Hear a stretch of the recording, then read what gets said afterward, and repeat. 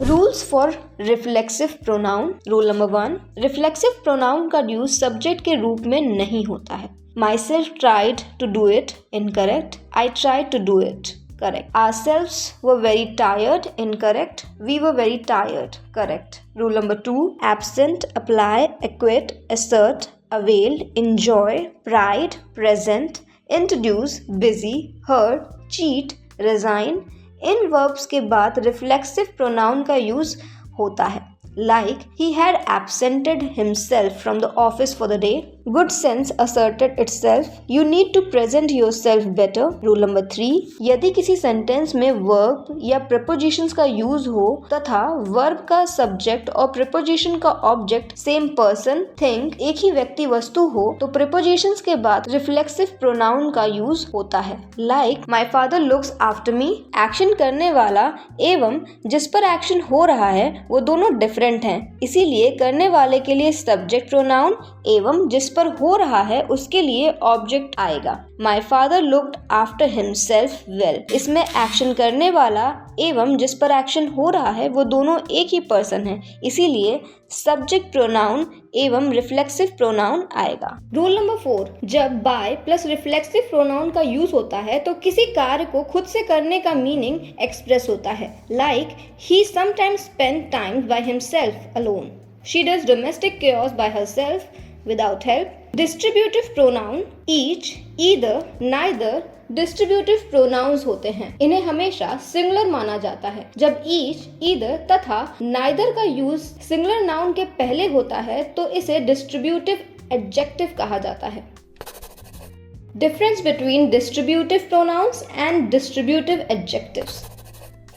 Distributive pronouns, each of the book is proofread. Distributive adjectives, each book is proofread. Neither of the books is worth reading.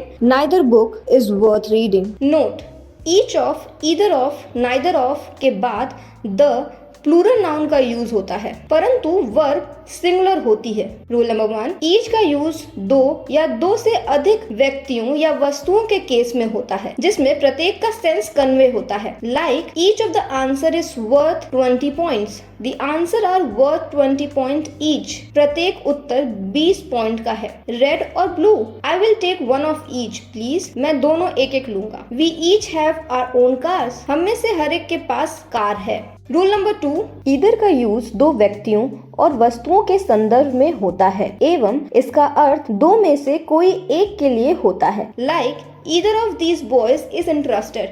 दोनों में से कोई एक boy interested है। Either is also used for saying each of two. The office on either side were empty. There is a door at either end of the corridor. Rule number 3, neither का use दो वस्तु या व्यक्तियों के संदर्भ में होता है जिसका अर्थ होता है दोनों में से कोई नहीं। Neither of them has car. They produced 2 reports, neither of which contained any useful suggestions. Which do you like? Neither.